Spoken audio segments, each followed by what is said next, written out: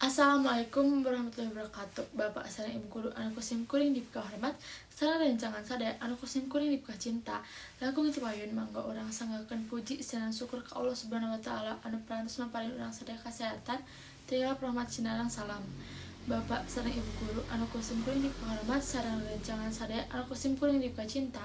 Dina ieu waktos sim kuring bade ngadugikeun naon sareng kumaha tata krama Sunda.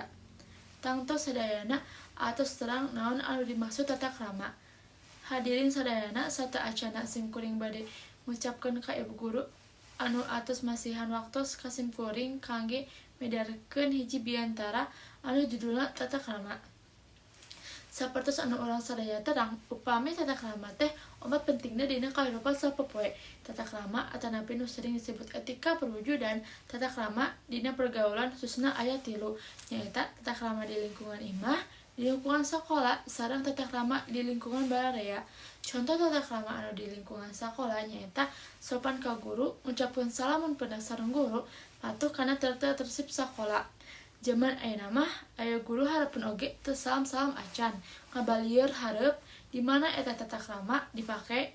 Komo lamun teu seri-seri acan, teu salam, teu boga tata krama pisan eta jelema anu teu boga pamikiran pendirian. Guru teh geus berjasa pisan ka urang sadaya, ku urang kituna urang kedah aya tata krama nu hade.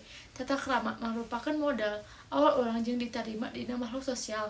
Urang lamun teu boga tata krama moal tak ditarima di lingkungan bararea.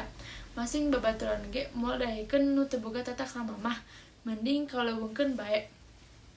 Hadirin sadayana, tata krama loba pisan manfaatna. Contohna dina kehidupan sosial nu tiasa tata krama nu bakal bener gampang dina pergaulan sareng dipikaresep ku masyarakat.